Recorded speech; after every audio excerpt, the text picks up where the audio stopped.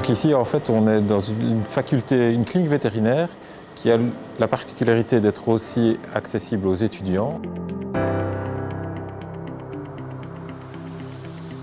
En fait, l'ancien bâtiment qui, lui, était d'un âge aux alentours de plus de 25 ans, donc il était nécessaire de renouveler les infrastructures pour assurer un enseignement de qualité au niveau donc, des étudiants.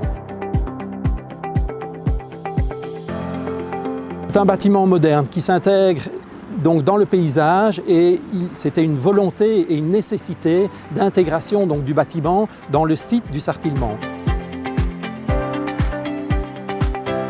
Donc on a utilisé un matériau qui est naturel et qui est vivant, toute la façade est en cuivre, qui va se patiner avec le temps et s'intégrer de plus en plus avec l'environnement proche du bâtiment.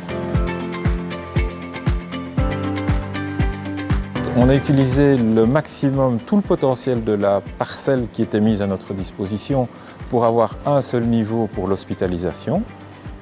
Et pour ne pas avoir un bâtiment qui soit trop massif, on a essayé de le découper, de le déstructurer par certains endroits, en créant notamment les accès avec des zones en porte-à-faux, des zones qui permettent de s'abriter dans les entrées, et essayer de découper cette forme pour ne pas qu'elle soit trop imposante.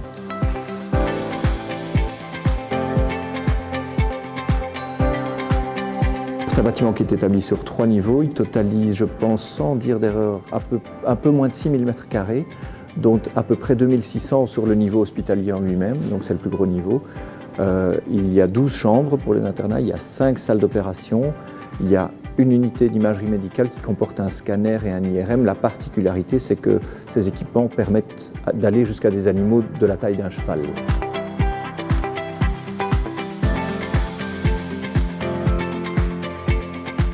Chaque service a sa propre couleur, ce qui permet de se retrouver facilement dans les différents secteurs de l'hôpital.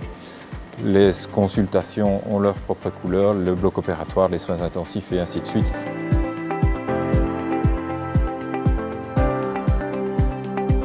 Oui, le code couleur est important au niveau, donc, que ce soit au niveau étudiant, mais aussi au niveau clientèle. Parce que ça permet donc très bien d'identifier donc les zones de circulation, les zones privatisées au niveau donc de la clientèle, au niveau donc des patients, au niveau des propriétaires, mais également au niveau donc des animaux, de la partie plus chirurgicale au niveau intervention, ou là qui est beaucoup plus privative au niveau donc des médecins, chirurgiens et vétérinaires, ainsi qu'au niveau donc de tous les étudiants.